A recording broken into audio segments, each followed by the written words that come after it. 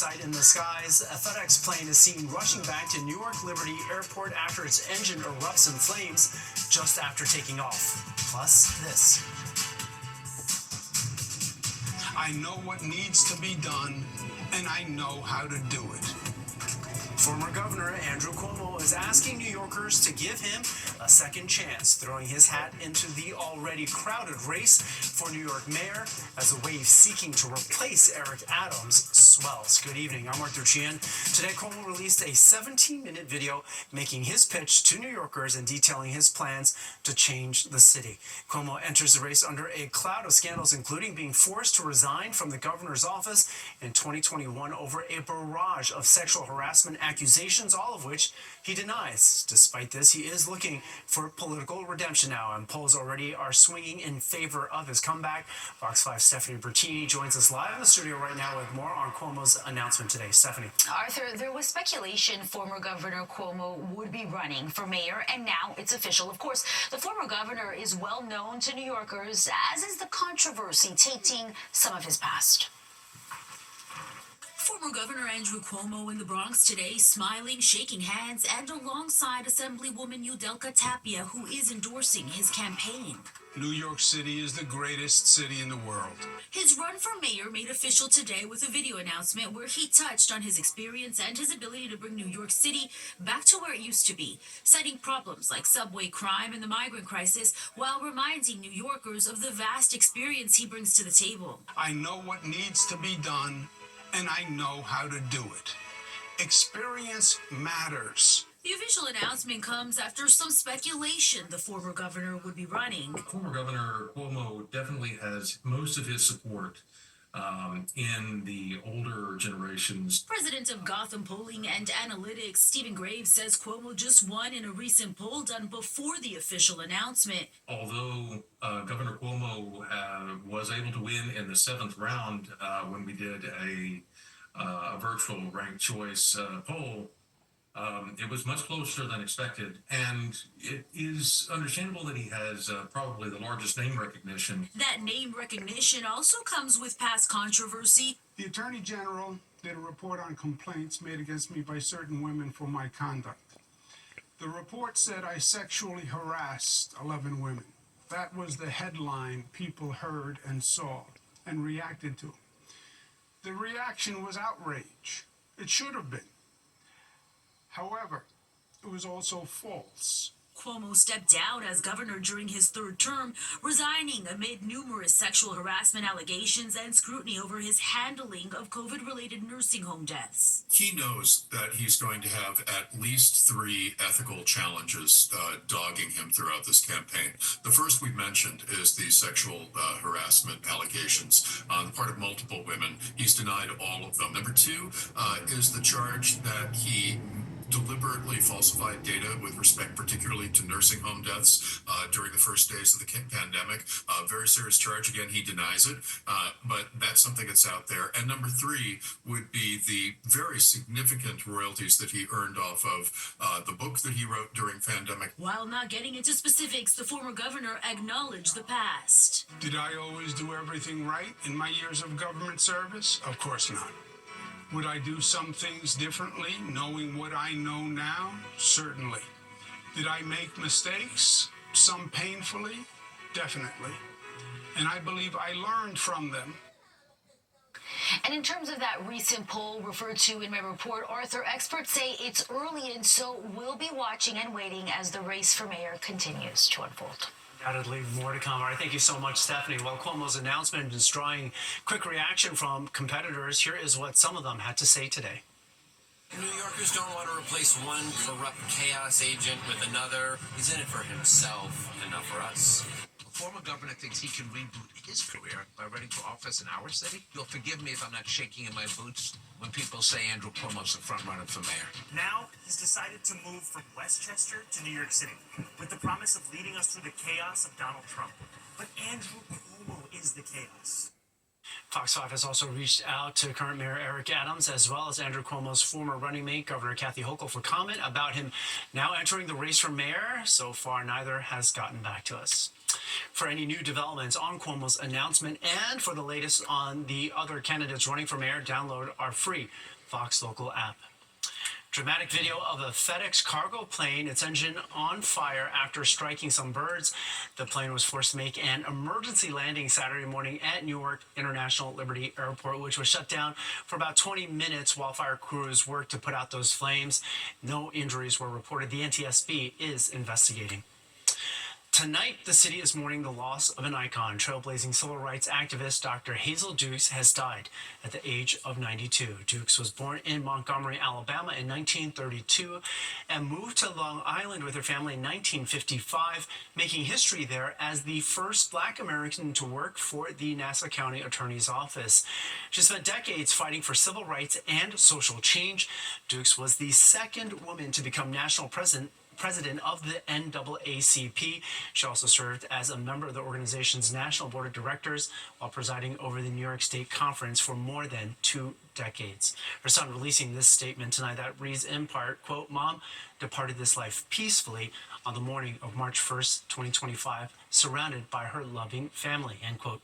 Civil rights leader Reverend Al Sharpton also addressed her death this morning. Down through the years, been to jail together, been to White House together, been to governor's mansion, and fed the hungry together. I can't think of anything we've done that Hazel Dukes was not a part of. And everybody in this state and in this city owes gratitude to the mother of the civil rights movement. A statement from Mayor Adams says in part, quote, Ma Dukes was a true trailblazer who dedicated her life to uplifting our community. The NYPD tonight is investigating a deadly shooting that happened at a well-known Manhattan bar. Fox 5's Meredith Gorman has the details from NoHo. A 39-year-old man was shot and killed overnight inside of Tom and Jerry's bar on Elizabeth Street in NoHo, which you may be familiar with from the show Girls on HBO. Authorities tell us that police responded to a 911 call about a man shot at 288 Elizabeth Street at approximately 3:22 this morning. When police arrived, they found a man suffering from 2 gunshot wounds to the chest and 1 to the stomach. He was taken to Bellevue Hospital, where he was later declared dead. Nobody should be being shot in the middle of NoHo or Soho. Like, it's just completely unacceptable. Sources tell Fox 5 that the victim worked part-time at the bar doing security, but he was not working at the time of the shooting, and that the gunman shot the victim from outside on the street.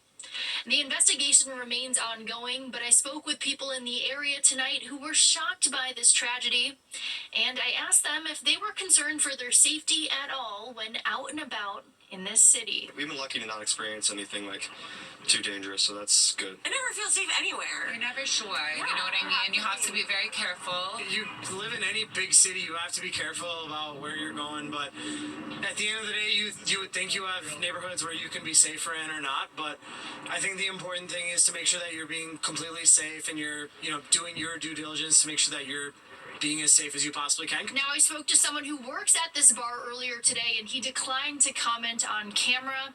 The victim has yet to be publicly identified. Reporting from NoHo, I'm Meredith Gorman, Fox 5 News.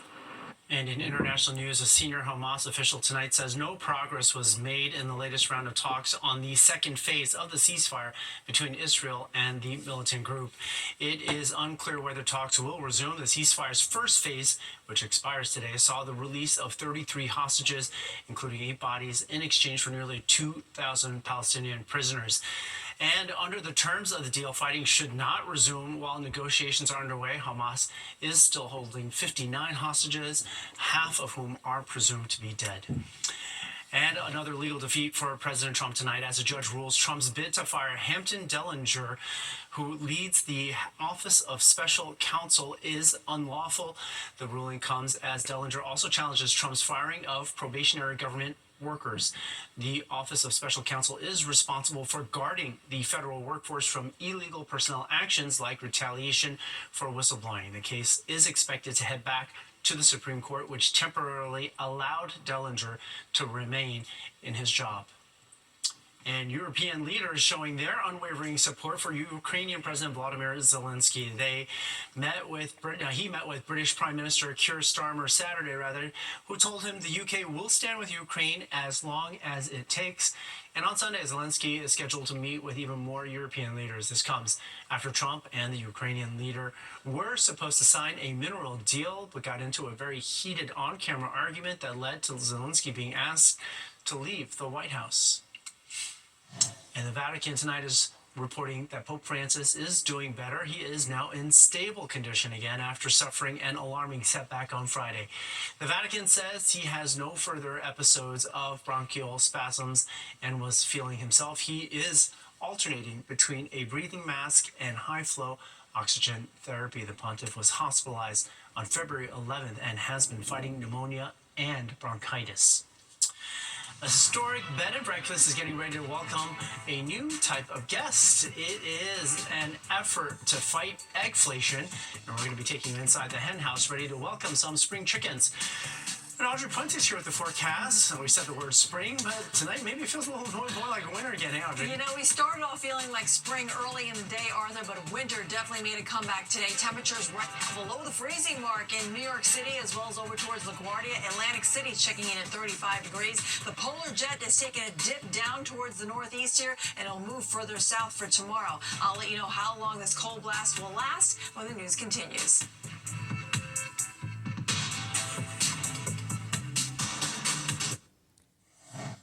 The news on Fox 5. Microsoft has an investigation tonight after thousands of users minimally were unable to access their Outlook, email, and other apps. According to one source, the outages began around 3 p.m. on Saturday, with most of the problems located in New York City, Chicago, and LA. Microsoft says users are back online at this point, and they will continue to monitor the situation. Worries that possible tariff wars could lead to higher prices has U.S. consumers choosing to stay home rather than go out shopping. According to a new government report, consumers cut spending by 0.2% in January.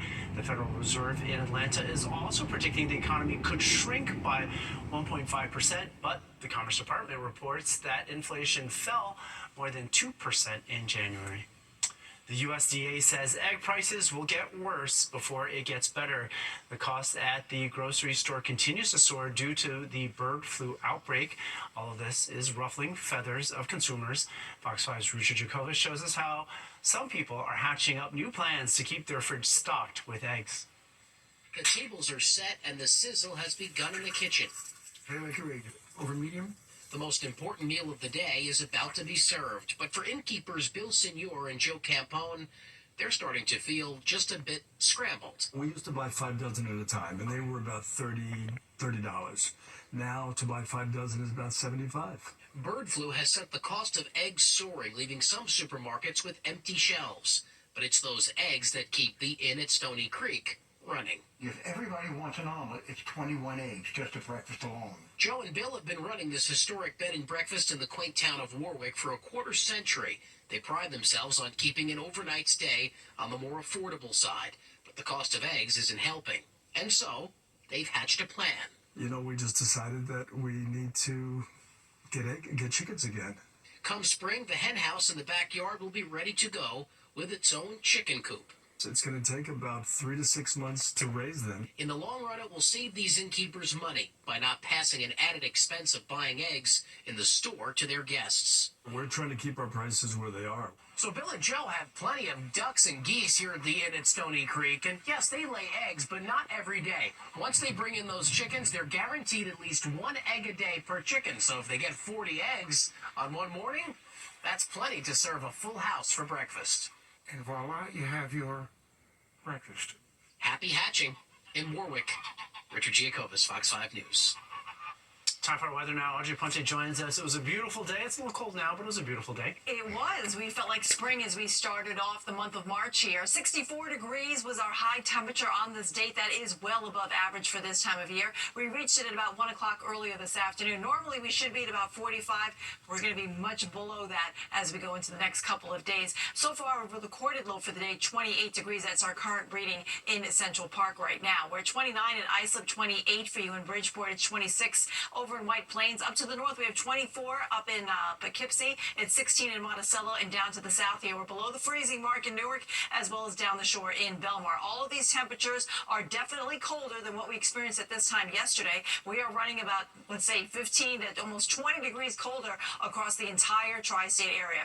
Now let's talk about the winds, because that's adding to the chill factor tonight. Right now, the wind speeds are anywhere between 10 and 20 miles per hour on average. However, the gusts are as high as 37 in Central Park, 31 in White Plains, 25 in Poughkeepsie, and 38 up towards Monticello. When we factor this in with the current temperatures, we're getting wind chills that are making it feel really cold out there. We're down into the teens for our wind chills, which is a dramatic change from this morning when we were all kind of shedding layers because it felt like spring. It's feeling like 11 in Poughkeepsie, feels like 3 degrees right now in Monticello.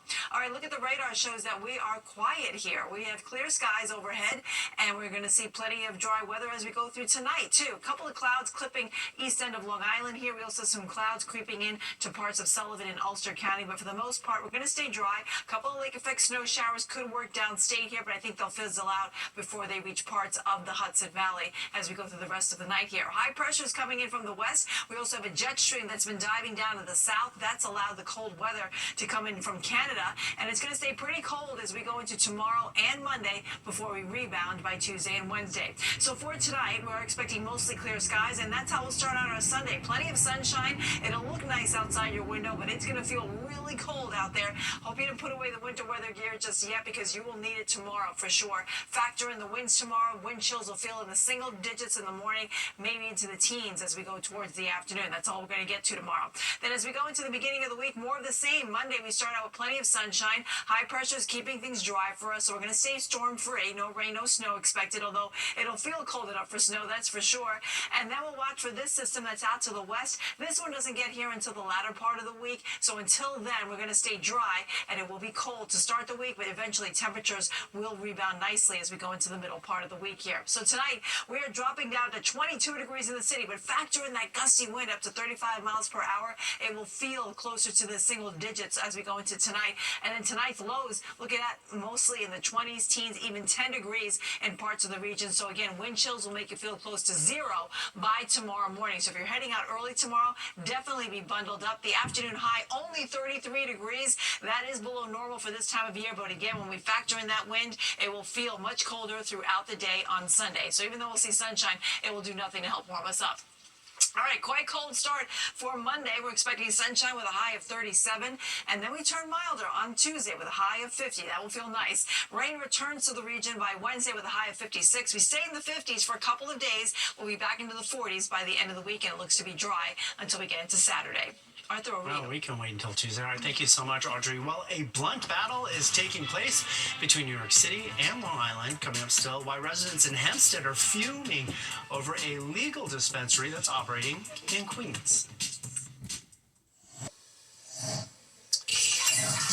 Music icon David Johansen has died. If you'll remember, in the 1970s, his band, the New York Dolls, helped create punk music as well as glam rock.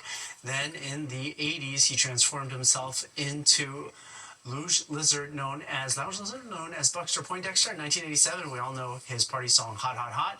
That rocked the Billboard charts. Johansen also starred in several movies, including Married to the Mob and Candy Mountain. David Johansen died after a long battle against cancer. He was 75 years old. A battle lighting up between New York City and Long Island, and it involves towns of Hempstead and North Hempstead, which do not allow recreational weed sales, but their neighbor Queens does. And as Fox 5's Jody Goldberg shows us, a weed shop has opened up right on the border. Legal pot shops popping up in Queens have neighboring towns taking action. Not in our backyard, not so close to our communities. While Nassau County opted out of the state's legal marijuana program back in 2021, New York City did not. This legislation was passed during COVID. It was forced through. We need help. According to the Office of Cannabis Management, the opt-out provision only applies within their boundaries and does not impact neighboring areas. Policies in place prevent shops from opening near schools and religious institutions, but officials introduced a bill to change that. Around every community, village, town, city that has opted out, there must be a quarter-mile buffer that allows for those communities to have the safety of the decisions they made in opting out. A handful of dispensaries are already open for business in Queens. This is another one in the works. We've chosen to protect our kids. They passed this law. And then all of a sudden the studies come out and show you the ill effects. Just to give you an idea of how close we're talking, right now I'm in Nassau County. Take a few steps across the street and this shop over here is in Queens. We are following the law. Sid Patel, manager of Green Flower Wellness, says everyone has a right to fight, but nothing is wrong with the location of his shop. We're doing everything responsibly and by the books. From cultivation to packaging to distribution and retail, all those 4 categories has been licensed through the state. Municipalities that have opted in have collected millions of dollars in cannabis revenue.